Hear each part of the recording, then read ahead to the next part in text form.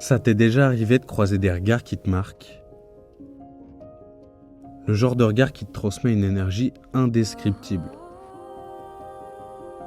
Des yeux qui racontent tellement de choses à travers un simple regard.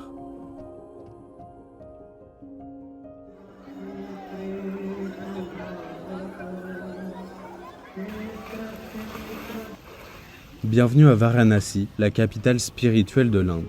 Tu comprends rapidement qu'ici, tout tourne autour de la religion. Mourir à Varanasi, c'est le plus beau cadeau de la vie, car en gros, ça va le libérer des cycles de réincarnation. Les pèlerins hindous viennent donc de tout le pays pour pouvoir incinérer le corps du défunt et pouvoir à leur tour se purifier dans les eaux sacrées du Gange.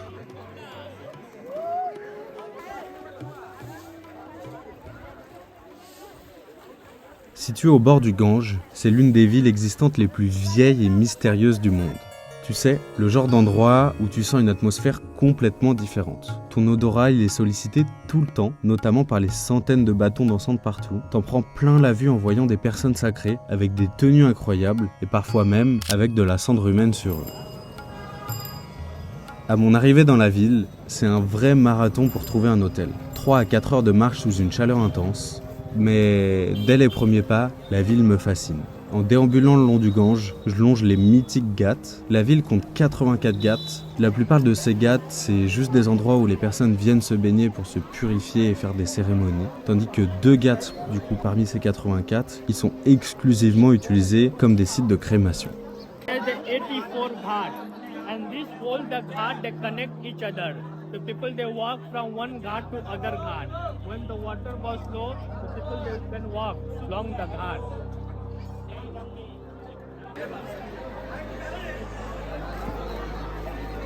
Here you can find every day this much crowd you can see here. En marchant le long de ces ghats, je croise des visages marqués par la foi, des regards tellement intenses que je capture en photo.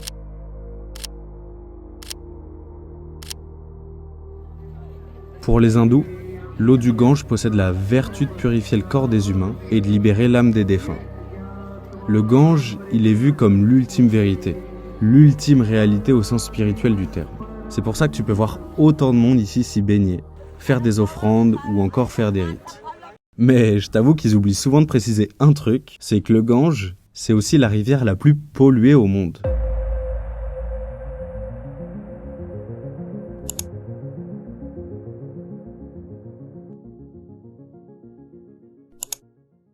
À Varanasi, on croise aussi de nombreuses personnes sacrées, des sadhus. Ces sages hindous ont renoncé en gros à toute attache et se consacrent à la quête spirituelle. Tu peux les croiser le plus souvent le long des ghats, vivant en général de mendicité près des lieux de pèlerinage. J'étais littéralement fasciné par la beauté de ces personnes, bien que certains sadhus, comme je vous l'ai dit un petit peu avant, peuvent parfois être enduits de cendre humaine. En se baladant tranquillement, c'est pas rare de voir des dresseurs de cobras dans la rue. Ma première réaction, comme un peu tout ce que je vois ici, c'était d'être fasciné. Mais je vous avoue que là pour le coup, j'ai très vite déchanté. J'ai appris qu'il fallait surtout pas donner de l'argent aux dresseurs de serpents. La plupart des serpents, en gros, ils vont être drogués et mutilés pour ensuite être dociles et inoffensifs et pouvoir récolter de l'argent. Tu peux te balader dans la ville et croiser des temples dédiés à Shiva, comme le fameux temple d'or. In the middle, with the 4 arms, is the god of Vishnu, and third one with the 4 arms, they have a face like a holy man, is the god of Brahma. Shiva is the god of destroyer, Vishnu is the god of operator, and Brahma is the god of creation. Shiva and Vishnu temple you can see all over India. Brahma temple you can see just in the Pushkar. Et pour te donner un exemple d'à quel point la religion est présente ici à Varanasi, c'est que la ville compte pas loin de 2000 temples. Varanasi is the city of Lord Shiva. So when you walk like a deeply part of old town, you can see the 80% temple of Lord Shiva and 20% temple you can see other different goddess and god. In Varanasi, every house they have a temple of Lord Shiva. In each house they have each temple inside of the house. There is so many temples you can't count how many temples in Varanasi. How many temples? More than million and billion. Really? Every house they have a temple, 1, 2, 3, because they have a private temple at home, so they can pray and worship it there. Je termine cette première journée à me balader le long des ghats et un inconnu me surprend en me faisant un rap pour mon anniversaire. What's your name again? Pierre. Pierre, there you go. So listen to me carefully. I do rock the show after 8 p.m. Today is what? 1st, 31st, 5th of August, 7th of August is birthday. So this is dedicated to him. Let's Yeah, go! from the bank of the Ganges. So here we go. Varanasi, c'est aussi la ville des crémations. Ici, les corps des défunts sont brûlés pour libérer leurs âmes, et je voulais mieux comprendre tous ces rites et pouvoir documenter tout ça. Alors, j'ai pris un guide pour qu'il m'emmène au four crématoire et qui m'explique tout le processus. Je vous avoue que j'appréhendais beaucoup. En y allant, je ressentais comme un poids sur mes épaules. Parfois, quand tu te balades dans la rue, tu peux croiser des familles qui escortent leurs proches décédés, prêts pour leur dernier voyage. Et ce qui m'a marqué à propos de ces familles, c'est qu'ici, personne ne pleure ou n'a le visage triste. J'ai appris quelques minutes plus tard que pleurer lorsqu'un proche meurt, en gros, ça peut altérer la pureté de l'âme. You see here there are so many family people, but no once you see the cry. Everyone happy. Family they cry at home, they cry at the street. But when the family they arrive at here, they never cry. If anyone is family going to be cry, body soul going to be disturbing. So it's not happiness to go in heaven. On m'explique par la suite qu'ici, et selon la religion, tous les corps ne peuvent pas être incinérés, comme ceux des femmes enceintes par exemple, des enfants, des hommes saints ou des personnes mordues par un cobra, parce que c'est un animal sacré ici qui est associé à Vishnu. We have a 6 kind of body. We're not allowed to make a bone. If you see like a lepra people, leprosy, pregnant women when the like a woman inside they have a baby, you know. When these people they die, they also people they not cremate the body. So this body always people they put in the Ganges with heavy stone, they touch with the steel. Holy man sadhu, cobra bite. When the cobra they bite someone, they also not burning because snake by cobra.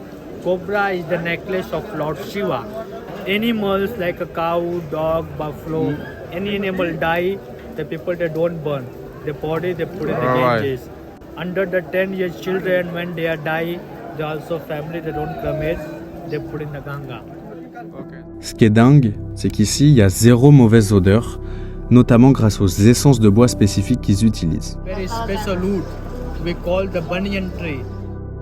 Et là, on peut voir le bois que les familles peuvent acheter, par exemple. Si t'as pas assez d'argent pour acheter le bois nécessaire à incinérer le corps sera ensuite jeté dans le Gange. Et là, les gens que vous voyez dans le fleuve, ils fouillent les restes de ces corps justement pour trouver des bouts de dents en or par exemple, ou des bijoux qui seraient restés. Because in our Hindu religion when someone dies, they're wearing a lot of things, silver, gold, diamond.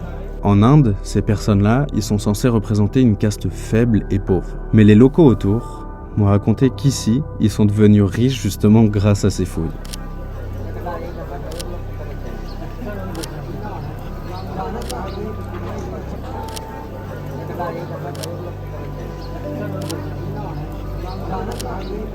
Après ça, je vous avoue que c'était tellement intense qu'il m'a fallu plusieurs heures pour intégrer tout ce que j'ai vu et ressenti.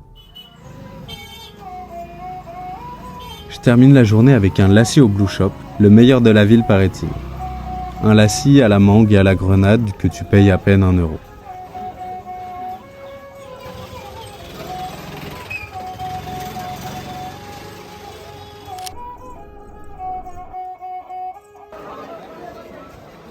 Ici à Varanasi, j'ai croisé des dizaines d'enfants magnifiques, mais en creusant, la situation fait froid dans le dos. J'ai croisé par exemple cette fille, ou encore celle-ci. Les regards étaient tellement poignants. J'ai brièvement discuté avec elles, chacune proposait de te bénir soi-disant, et après quelques minutes, j'ai fini par donner 100-200 roupies qui me restaient dans la poche. Mais en partant, je me suis retourné 10 mètres plus loin, un homme venait de lui arracher l'argent des mains.